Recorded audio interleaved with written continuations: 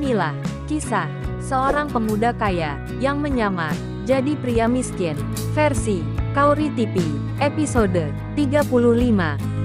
Namun, masih belum juga mendapatkan jawaban. Hingga akhirnya, Arman menemukan jawabannya.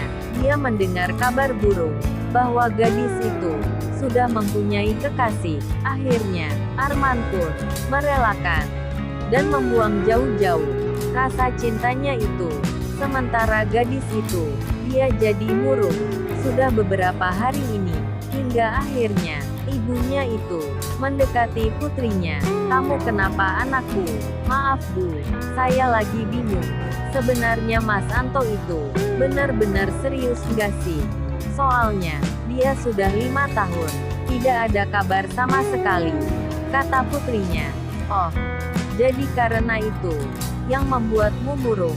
Kalau kalian jodoh, pasti Anto kembali dan menemuimu, lalu menikahimu," jawab sang ibu. Dia pun tersenyum ketika mendengar jawaban ibunya. Lalu gadis itu bercerita perihal Arman yang mengungkapkan perasaannya itu. "Oh ya Bu, Mas Arman itu bagaimana menurut ibu?" tanya putrinya. "Bagaimana gimana?" tanya ibunya dengan rasa aneh. "Ya menurut ibu, bagaimana sikap dia? Apakah sosok pria yang bertanggung jawab?" Lalu ibunya menyahut, "Sepertinya, dia pria yang baik, dan juga bertanggung jawab," jawab sang ibu. "Oh ya Bu, sebenarnya, dia menembak aku Bu." Ibunya pun langsung terkejut, karena yang dia tahu, kalau Arman itu sudah seperti anaknya sendiri. Tapi ternyata, dia juga mencintai putrinya. "Serius?" tanya sang ibu. "Iya Bu, beberapa hari yang lalu, dia mengungkapkan perasaannya, tapi saya bingung dengan Mas Anto, karena dia kekasihku," kata putrinya, sambil merundukkan kepalanya, dengan sedikit dihiasi air matanya. Lalu ibunya menjawabnya dengan bijak. "Sekarang ibu tanya, apakah kamu mencintai Arman?" "Iya Bu, saya juga mencintai Mas Arman. Tapi bagaimana dengan Mas Anto?" tanya putrinya. "Begini saja anakku, kalau kamu minta pendapat ibu, lebih baik pilih Nak Arman. Karena, dia sudah jelas ada di depanmu. Dan juga, selalu ada untukmu. Sementara Anto, dia menghilang tanpa ada kepastian yang jelas. Apa mau kamu menunggu Anto dengan ketidakpastian? Anto belum tentu setia. Siapa tahu, dia sudah menikah di sana. Menurut ibu, lebih baik pilih Nak Arman. Kalau memang kamu ada hati juga, kita jangan mengharapkan sesuatu yang tidak pasti." "Baik admin jelaskan, siapa Anto yang dimaksud oleh gadis tersebut?" "Dia adalah Pak Anto, ayahnya si Aldi." Namun, sampai detik ini, Arman tidak tahu kalau Anto sahabatnya itu adalah mantan kekasih istrinya. Ketika mendengar penjelasan ibunya, hari itu juga, dia pun langsung menemui Arman. Arman yang sedang murung karena sedikit patah hati.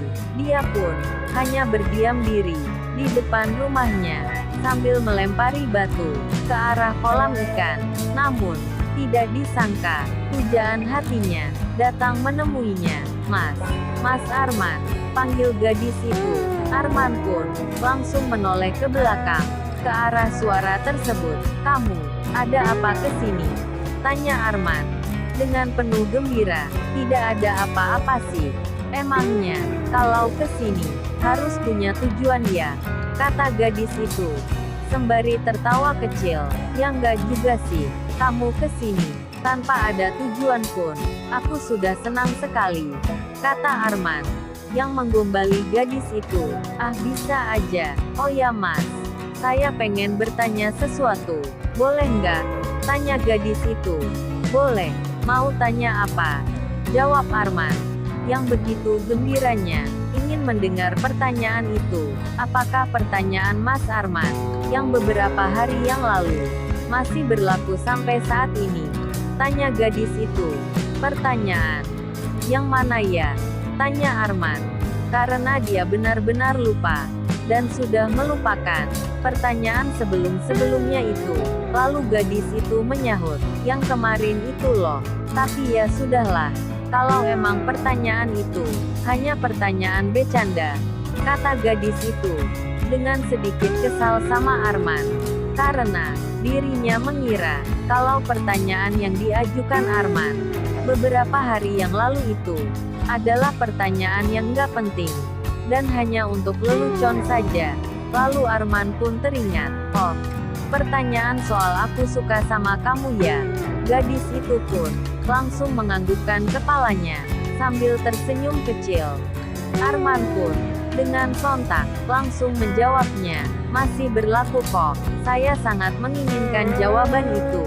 Apapun jawabannya, saya senang sekali jika pertanyaanku sudah dijawab. Lalu gadis itu menyahut, jawabannya, aku juga mencintaimu mas, kata gadis itu.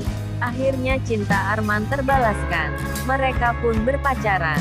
Hari-harinya pun dipenuhi kebahagiaan. Minggu demi minggu telah dilalui. Bulan demi bulan pun berlalu. Hingga tibalah pada masanya. Mereka pun membicarakan soal pernikahannya. Mas Arman benar-benar serius denganku, kata gadis itu. Iya, saya benar-benar serius. Dan saya ingin memilikimu seutuhnya, jawab Arman. Bagaimana kalau kita menikah saja mas? Kita kan sudah lama kenal, dan juga kita sudah lama berpacaran. Baiklah, saya akan menemui kedua orang tuamu. Kapan? Tanya gadis itu. Besok sore, saya akan ke rumahmu. Hari ini, saya akan menyiapkan lamarannya dulu.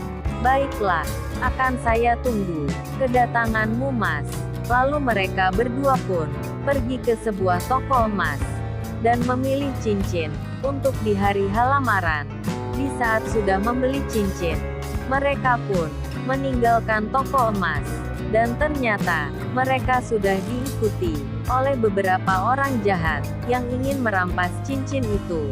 Namun, untung saja anak buah Pak Erlangga membantunya dan mengambilnya kembali cincin yang sudah dirampas itu.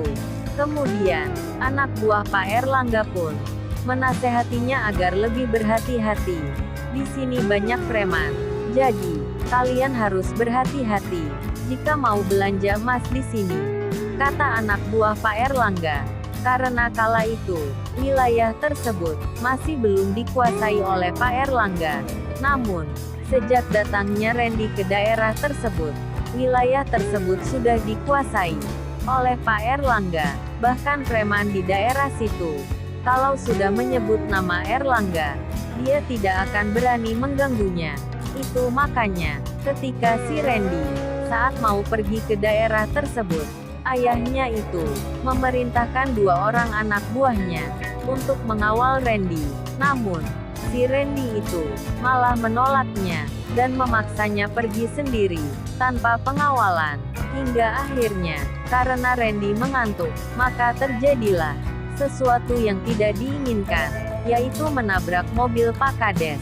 Untung saja, kedua pengawalnya itu bisa menyusulnya, sehingga Randy dikala itu tidak diapa-apain oleh Pak Kades. Namun, karena pengawal itu masih baru, Pak Kades itu tidak mengenalinya, sehingga pada saat itu Randy diperas oleh Pak Kades. Dan hanya diperas, tidak ada pemukulan, karena kedatangan dua pengawal itu dengan berpakaian rapi, sehingga Pak Kades tidak berani berbuat yang aneh-aneh selain memeras saja. Meskipun Randy menabrak mobil mewah milik Pak Kades saat itu. Oh ya, yang mengikuti kisah Randy dari awal pasti tahu dengan cerita ketika Randy tiba di daerah tersebut yang menabrak mobil mewah Pak Kades. Lalu Randy itu diperas oleh Pak Kades. Karena pada saat itu, Pak Kades tidak mengenalinya. Andai saja Pak Kades tahu kalau Randy itu putra Pak Erlangga, dia tidak akan mungkin berani memerasnya. Itu sebabnya, saat-saat ini, Pak Kades mencari identitas siapa Randy sebenarnya, sampai mengikutinya hingga rumah Gihana. Karena dia juga mendapatkan informasi bahwa putra Pak Erlangga sudah berada di daerah tersebut sejak beberapa bulan silam, dan juga beberapa bulan yang lalu dirinya pernah memeras seorang pemuda. Itulah yang dia takutkan. Takutnya orang yang diperasnya itu adalah putra dari Pak Erlangga. Lalu, bagaimana kisah selanjutnya? Subscribe channel ini untuk mengikuti episode berikutnya. Terima kasih.